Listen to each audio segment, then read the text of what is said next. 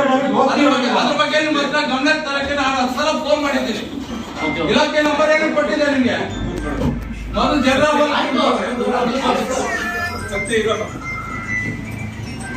ಈ ತರ ನಾಡಹಬ್ಬಗಳಿದ್ದಾಗ ಇದ್ದಾಗ ಖಂಡಿತ ಅಧಿಕಾರಿಗಳು ನಾನು ಹೆಚ್ಚಿಗೆ ಕೊಡ್ತೀನಿ.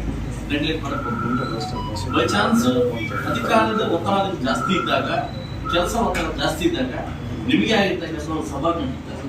ನಿಮ್ ಕೆಳಗಡೆ ಆಫೀಸಲ್ಲಿ ಸಭಾ ನಡೀತಾರೆ. ನಮ್ಮ ಫೋನ್ ಮೂಲಕ ನನಗೂ ಇಲ್ಲೊಂದು ತಹಸೀಲ್ದಾರ್ಗೂ ಫೋನ್ ಮೂಲಕ ಹೇಳಿ ನಮ್ಗೆ DDPಯಲ್ಲಿ ಇಲ್ಲ ಹೈಯರ್ ಅಥಾರಿಟಿಯಲ್ಲಿ ಕೆಲಸ ಜಾಸ್ತಿ ನಮ್ಮ ಪರವಾಗಿ ಇಲಾಖೆ ಕಳಿಸ್ಕೊಟ್ಟು ಅಂತಾರೆ. ವೆಲ್ ಗುಡ್ ಅಂತ ಹೇಳುದು. ನೀವು ಏನು ಇದ್ದಾಗ ಬೆಳಗ್ಗೆ 9 ಗಂಟೆಯಿಂದ ಬಂದು ಮಧ್ಯಾಹ್ನ ಊಟ ಇಲ್ಲದೆ ನಮ್ದು ಊಟ ಇಲ್ಲದೆ ಕೆಲಸ ಮಾಡ್ತೇವೆ.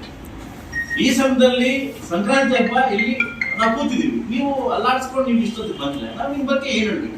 ಒಂದು ಕರೆ ಇಲ್ಲ, ಒಂದು ಫೋನ್ ಇಲ್ಲ, ಒಂದು ಇನ್ಫೆಂಟ್ ಇಲ್ಲ. ನಾವು ಪ್ರತಿ ಸಾಲ ಕೂಡ ಅಧಿಕಾರಿಗಳ ನನ್ನ ಅಧಿಕಾರಿಗಳು ಅಂತ ಎಲ್ಲರೂ ಮತ್ತೆ ಕೊಚ್ಕೊಳ್ಳೋದು. ಇವ್ರು ನೋಡಿ ನಾನು ಒಂದೇ ನಿಮ್ಗೆ ನೇರವಾಗಿ ಎಲ್ಲರಿಗೂ ಇನ್ಕ್ಲೂಡಿಂಗ್ ಮೀ ಸೇರ್ಕೊಂಡು ಇಷ್ಟ ಇದ್ರೆ ಕೆಲಸ ಮಾಡೋಣ, ಕಷ್ಟ ಆದ್ರೆ ಬಿಟ್ಟು ಹೋಗ್ತಾರೆ. ನಮ್ಗೆ 2 ಪಾಯಿಂಟ್ ಇರೋದು. ಇದು ಸೆನ್ಸಿಟಿವ್ ವಿಚಾರಕ್ಕೆ ಬಂದಾಗ ನಾವು ಹಂಗೇನೋ ಮಾಡಬಾರ್ದು. This wrong. ನಾವು ಪ್ರತಿಯೊಬ್ಬರ ಕೈಯಲ್ಲಿ ನಾವು ಬಯಸ್ಕೊಳಕ್ಕಾಗಲ್ಲ. ನೀವು 5:30 ಆದ್ಮೇಲೆ ಸ್ವಿಚ್ ಆಫ್ ಮಾಡ್ಕೊಂಡು ನಾನು ಡ್ಯೂಟಿ ಇಲ್ಲ ಅಂತೇಳಿ 24 ಗಂಟೆ ಫೋನ್ ಬರುತ್ತೆ ನನಗೆ. 24 ಅವರ್ಸ್ ಫೋನ್ ಬರುತ್ತೆ. ನಾನು ಯಾರಿಗೆ ಹೇಳ್ಬೇಕಾಗ? ಡ್ಯೂಟಿ ಕಾರ್ಮಿಕರಿಗೆ ಹೇಳ್ಬೇಕಾ? ಡಿಸ್ಟ್ರಿಕ್ಟ್ ಮಿನಿಸ್ಟರ್ ಹೇಳ್ಬೇಕಾ? ನನಗೆ ಆಗೋಗಿದೆ.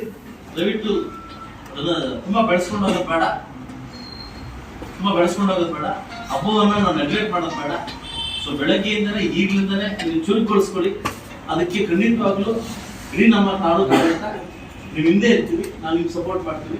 ಇನ್ನು ಮುಂದೆ ಆಗದಂಗೆ ಎಚ್ಚರಿಕೆಯನ್ನ ತಹಸೀಲ್ದಾರರು ಹಾಗೂ ನಾನು ಖಂಡಿತವಾಗ್ಲೂ ವಹಿಸಿ 10 ದಿವಸಗಳ ಮುಂಚೆನೆ ಮೀಟಿಂಗ್ ಮಾಡಿದ ವ್ಯವಸ್ಥೆ ಮಾಡ್ಕೊಡ್ತೀನಿ. ಈ ಒಂದು ಸಾರಿ ದಯವಿಟ್ಟು ನಮ್ಮ ಹತ್ರ